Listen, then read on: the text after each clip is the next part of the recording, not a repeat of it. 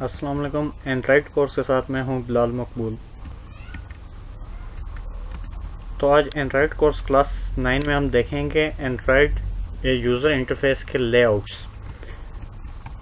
Basically जो user layouts होते हैं उसको हम व्यू ग्रुप्स कहते हैं। व्यू ग्रुप्स और व्यूज़ में मैं आपको सबसे पहले डिफरेंस बता देता हूँ। व्यू एक ऐसा ऑब्जेक्ट होता है, एक ऐसा यूज़र इंटरेक्टिव ऑब्जेक्ट होता है जिसके साथ यूज़र इंटरेक्ट करने के बाद कोई अपने फंक्शन ऑपरेशन परफॉर्म कर सकता है। और व्यू ग्रुप ऐसा ऑब्जेक्ट होता है जो कि व्यूज़ को अपने अंदर, अपने लेआउट के अंदर कंटेन करता है। इसलिए व्यू ग्रुप जो है सब क्लास ऑफ व्यूज़ है। जैसे कि मैंने आपको पहले भी एक लेक्चर नंबर 2 में डिटेल में आपको बताया था लेआउट्स के बारे में, लेकिन यहाँ पे मैं थोड़ा उससे ज़्यादा डिटेल में कैटेगराइज करके आपको दिखाऊंगा। जैसे कि यहाँ पे एक लीनियर लेआउट यूज़ हुआ है, इसमें वही के एक्सएमएल वर्जन वगैरह गिवन है, विड्थ, हाइट, ओरिएंटेशन में आपको बताया था क्या चीज़ होती है, आगे मैं आपको एक्सप्लेन करता हूँ। और ये जो टेक्स्ट व्यू बटन्स जो हुए हैं इसमें यूज़ हुए हैं, इनको व्यूज़ कहते हैं। और ये जो व्यू ग्रुप है जो कि कंटेन कर रहा है इन व्यूज़ को, इसे व्यू ग्रुप कहते हैं, यानी कि लेआउट। व्यू ग्रुप को एक्सेस इस तरह किया जाता है कि अपनी एक्टिविटी में ऑन क्रिएट पे आप ये बता देते हैं कि ये जो एक्टिविटी है इस पे कौन सा लेआउट शो होगा, उसका आप रेफरेंस, उसकी आईडी जो होती है, जिस जो भी एक्सएमएल की फ़ाइल का नाम होता है वो आप उसे मेंशन कर देते हैं। अब मेन चीज़ है कि एंड्रॉइड में जो लेआउट्स की टाइप्स कौन कौन सी हैं।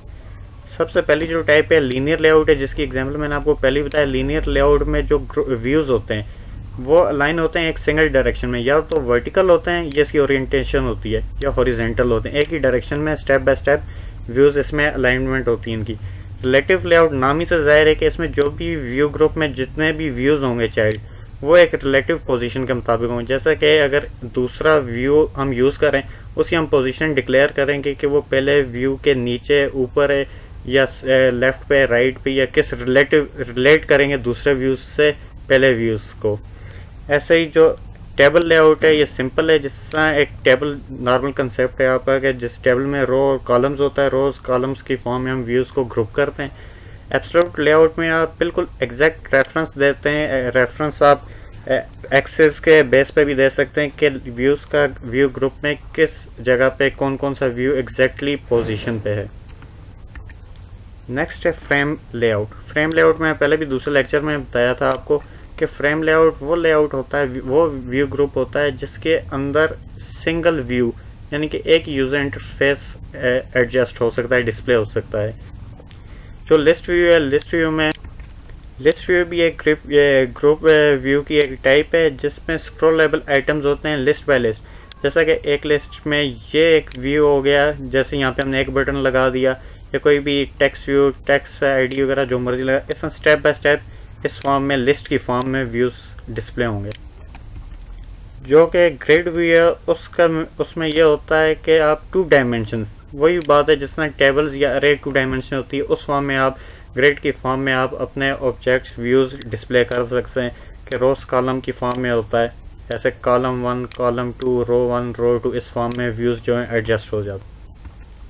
अब लेआउट के कुछ अहम एट्रीब्यूट्स होते हैं, उनमें से मैंने जैसा आपको बताया था कि लेआउट में हम जो मैक्सिमम 3 एट्रीब्यूट लाजमी यूज़ करते हैं। सबसे इम्पॉर्टेंट आईडी है कि जिसके थ्रू वो व्यू या व्यू लेआउट जो है आइडेंटिफाई होगा।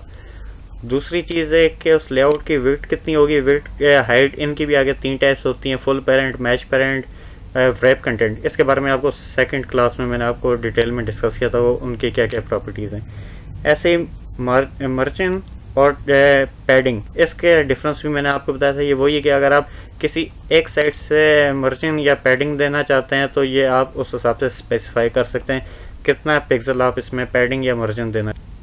अब जो लेआउट ग्रेविटी है, इसमें आप डिफाइन करते हैं कि जो चाइल्ड व्यू है उनकी पोजीशन कौन सी होगी। तो इसके बाद आप उसके किसी भी लेआउट के एक्सिस भी डिफाइन कर सकते हैं कि उसकी पोजीशन किस एक्स एक्सिस पे कौन सा कोऑर्डिनेट होगा, वाई एक्सिस पे कौन सा कोऑर्डिनेट होगा। एंड पे ये वही पैडिंग्स है। पैडिंग्स के भी मैं क्लास 2 में आपको डिटेल में बताया था पैडिंग्स क्या होती हैं। पैडिंग्स आप होल भी दे सकते हैं कि चारों तरफ से एक ही जो आप पैडिंग दे वही स्पेसिफाई हो जाए, डिफाइन हो जाए।